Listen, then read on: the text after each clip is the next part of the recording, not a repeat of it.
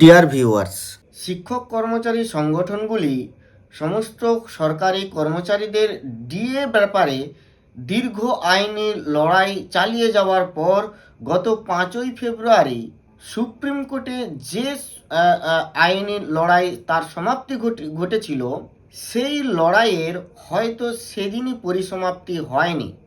রায়টি এমনই ছিল, মনে হয়েছিল যে এই আইনি লড়াই বোধহয় শেষ, কারণ সুপ্রিম কোর্ট এক যুগান্তকারী রায় দিয়েছিল। কারণ সুপ্রিম কোর্ট একটি কমিটি, 4 সদস্যের একটি কমিটি গঠন করতে বলেছিল, যাতে করে সুপ্রিম কোর্ট ভেবেছিল যে ডিএ টোটালি কমপ্লিটলি ডিএটাকে পাইয়ে দেওয়ার জন্য কর্মচারীদেরকে এই আইনি প্রক্রিয়ার চক্করে না রেখে যাতে তারা সুষ্ঠুভাবে ডিএটা পেয়ে যান, তার জন্য 4 সদস্যের কমিটিকে দেখভাল করা, তাদের একটা শিডিউল অফ পেমেন্টস তৈরি করা, টোটাল অ্যামাউন্ট ক্যালকুলেট করা, এগুলো সমস্ত কাজ সেই 4 সদস্যের কমিটিকে দিয়েছিল। 6ই মার্চ ছিল সেই কমিটির একটি ফার্স্ট রিপোর্ট জমা করার দিন, যেখানে তারা যে টোটাল অ্যামাউন্ট কত টাকা দিতে হবে কর্মচারীদেরকে, এবং তারা একটা শিডিউল তৈরি করবে, শিডিউল অফ পেমেন্টস, যে কতগুলি শিডিউলে এই টাকাটি দিতে হবে বা দিয়ে দেওয়া যাবে। এবং সম্পূর্ণ দায়িত্ব এখানে কোনো স্টেট বা রেসপন্ডেন্ট কোনো পার্টিকেই এখানে ইনভলভ করেনি সুপ্রিম কোর্ট। টোটাল দায়িত্ব দিয়েছিল 4 সদস্যের ওই কমিটিকে, যার চেয়ারপারসন হচ্ছেন মাননীয় জাস্টিস ইন্দু মালহোত্রা মহাশয়া। এবং এর সাথে সাথে 16ই মের যে অর্ডার ছিল 25% প্রথমেই মিটিয়ে দিতে হবে, তারপরে কমিটির এই কাজগুলি কমিটি করে যাবে, কিন্তু সেই 25% কর্মচারীরা এখনও পাননি।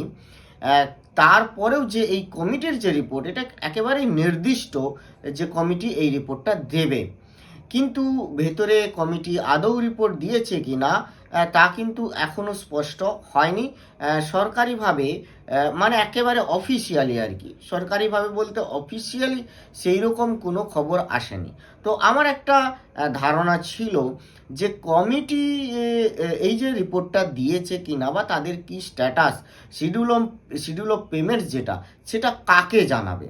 তো আমার মনে হয় যে এটা তো সরকার পক্ষকে যেমন জানানো উচিত, মানে স্টেট যারা পিটিশনার তাদেরকেও যেমন জানানো উচিত, তেমনই যারা রেসপন্ডেন্ট ছিলেন তাদেরকেও জানানো উচিত, এবং আরও এক কপি যেটা সুপ্রিম কোর্টে জমা করা উচিত, এটুকুই আমার মনে হয়। দেখুন, আমি তো আর অত অভিজ্ঞ নই, আইনের ব্যাপারে নিয়ে পড়াশোনাও করিনি আর জানিও না। তো যে একেবারে লেম্যান হিসাবে যে আইডিয়া করতে পেরেছি, বা তাই অনুযায়ী যেটা মনে হয়েছে এটাই করা উচিত ছিল। কিন্তু দেখলাম একটি খবর ভেসে আসছে একেবারে অফিসিয়াল, যেটি একেবারে তার সত্যতা আছে। মাননীয় বিপ্লব ব্যানার্জি তিনি যেটি বলেছেন, মানে তিনি ইউনিটি ফোরামের থেকে একেবারে আইনজীবীর পরামর্শ নিয়েই একটি আরটিআই ফাইল করেছেন। খুবই ভালো একটি প্রস্তাব, ভালো একটি পদক্ষেপ।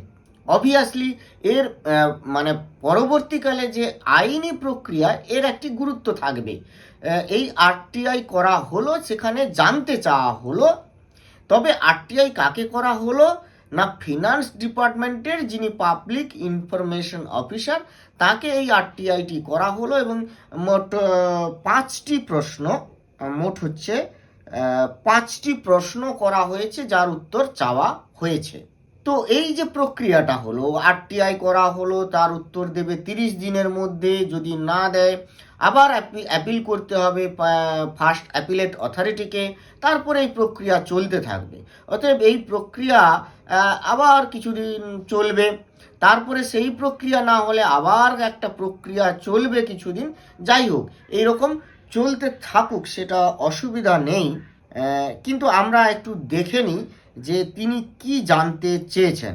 আমি একেবারে একটু সারাংশ করেই বলে দিচ্ছি, মানে এক্সাক্ট তিনি যেটি বলেছেন সেটি বলছি না, এতটা টাইম দেওয়ার দরকার নেই, আপনাদেরও দরকার নেই, আমারও বলার দরকার নেই। শুধু জেনে রাখলেই হবে যে 5টি পয়েন্ট কি কি জানতে চাওয়া হয়েছে।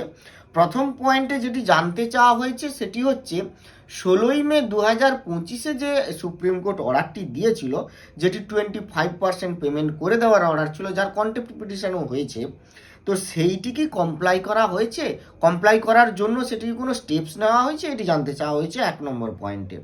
দ্বিতীয় নম্বর পয়েন্টে যেটি জানতে চাওয়া হয়েছে যে 25%, আবার কিন্তু 5ই ফেব্রুয়ারি তারা আবার উল্লেখ করেছিলেন যে 16ই মের যে অর্ডারটা ছিল ওই অনুযায়ী যে 25% করা দেওয়ার কথা আমরা বলেছিলাম, ওটা আপনারা ইমিডিয়েট এখনই দিয়ে দেন।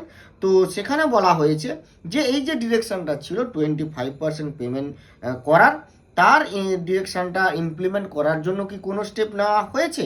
তারপরে 3 নম্বরে জানতে চাওয়া হয়েছে যে একটা সুপ্রিম কোর্টের যে 5ই ফেব্রুয়ারির যে অর্ডারটা ছিল সেই অর্ডার অনুযায়ী একটা কমিটি গঠন করার কথা বলা হয়েছিল, সুপ্রিম কোর্ট সেই অর্ডারে বলেছিল। তো সেই কমিটি কি গঠন করা হয়েছে? আর যদি সেই রকম কমিটি গঠন করা হয়ে থাকে বা গঠিত হয়ে থাকে, তাহলে তার রিপোর্ট কি তারা স্টেট গভর্নমেন্ট অফ ওয়েস্ট বেঙ্গলকে তারা সাবমিট করেছে?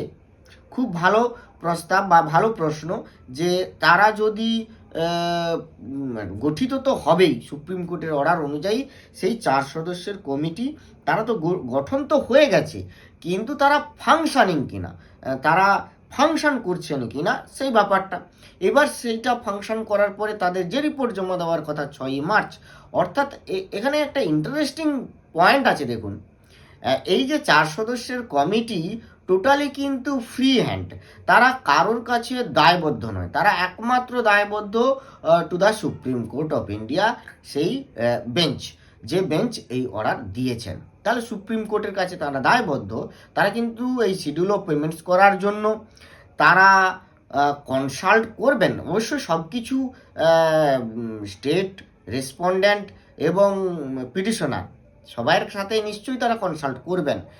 তারা কিন্তু নিজের একটা সিদ্ধান্ত অনুযায়ী দিতে পারেন বলেই আমার এই অর্ডারটা পড়ে যেটুকু মনে হয়েছে, কারণ তাদের হাতে ফ্রি হ্যান্ড আছে এবং তারা টোটাল অ্যামাউন্টস ক্যালকুলেশন করবেন। অবশ্যই তারা তো নিজেরা করতে পারবেন না, তো তারা সাহায্য নেবেন, স্টেটের সাহায্য নেবেন, যে তাদের যে ডেটা আছে সেই ডেটাবেস তো সাহায্য নিতেই হবে। তো যাই হোক, সেই রিপোর্টটা তারা জমা দেবেন। তো জমা দেওয়ার পর ফাংশন মানে কার্যকরী করবে, এক্সিকিউশন করবে স্টেট অফ ওয়েস্ট বেঙ্গল।